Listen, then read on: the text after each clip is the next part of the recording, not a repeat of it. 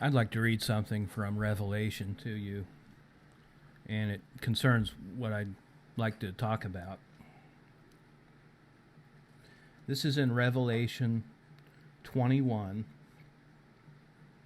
and I'm going to start at verse 5. It says, "He who is seated on the throne," talking about God, "he who is seated on the throne said, 'See, I make all things new.' Also he said, 'Record this, for these sayings are faithful and true.' And he said to me, 'It is done. I am the Alpha and the Omega, the beginning and the end. To the thirsty I will give water without price from the fountain of the water of life. He who is victorious shall inherit all these things, and I will be God to him, and he shall be my son.'" And what I'm going to read next is what really strikes home to me. "But as for the cowards and the ignoble and the contemptible and the cravingly lacking in courage and the cowardly submissive,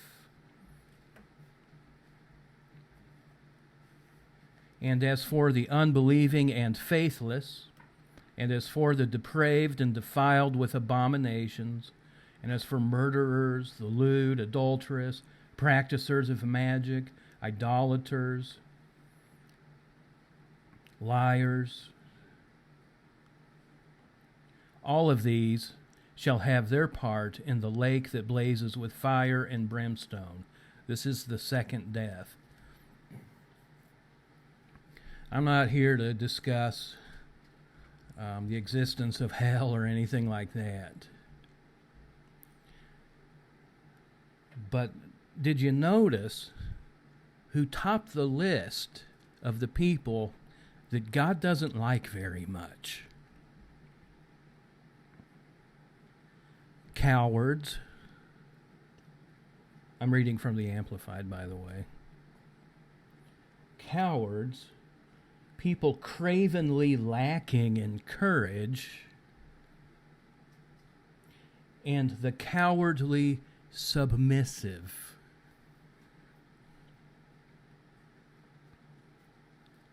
Cowardly submissive.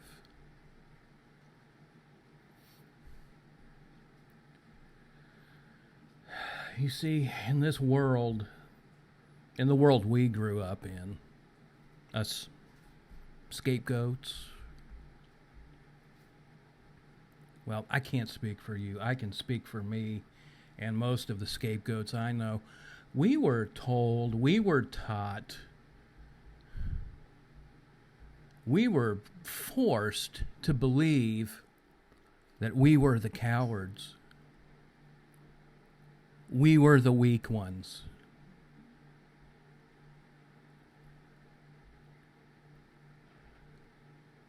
We're the cowards. We're the scared ones. And to this day, I'm just going to be honest, to this day, I have to fight that. I still feel like a scared little boy a lot of the time.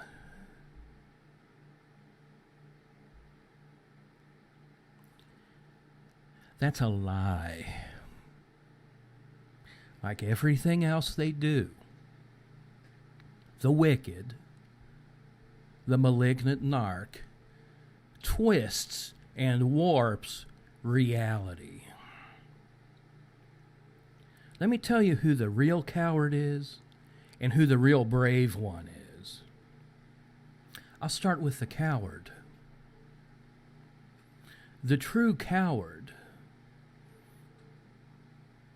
and I love how this phrases it, the true person who was cowardly submissive. The man or woman who is truly cravenly lacking in courage is your abuser, is the narc. These are men and women who could not face up to the truth that was resident in their own heart, in their own conscience. They did not have the guts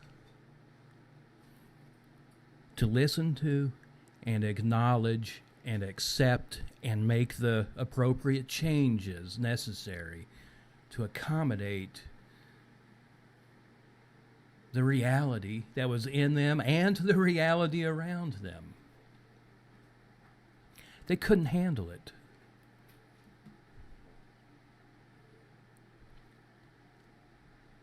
Am I making sense, Tony? Yes.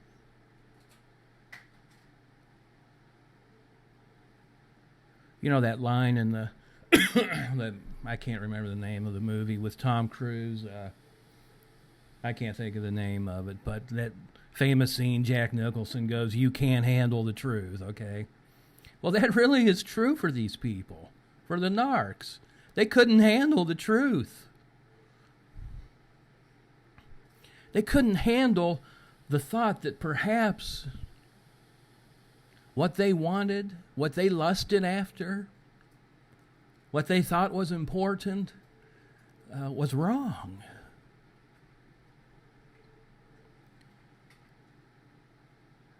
That's a coward. A coward is someone who is afraid to admit they might be wrong.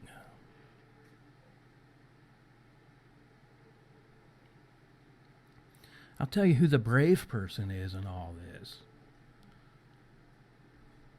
It's you. It's especially you if you're the scapegoat. The fact that you stayed true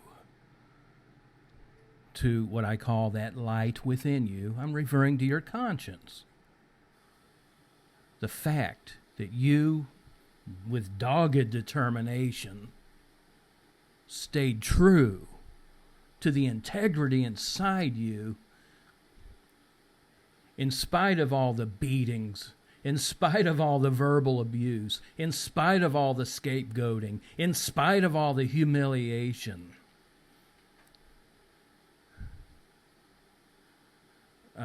Sweetheart, you're the brave one.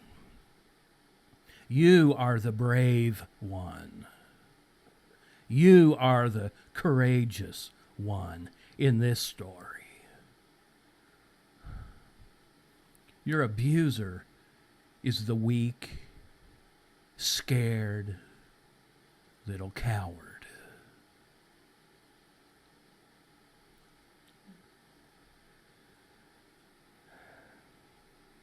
Give yourself some credit. Give yourself a lot of credit.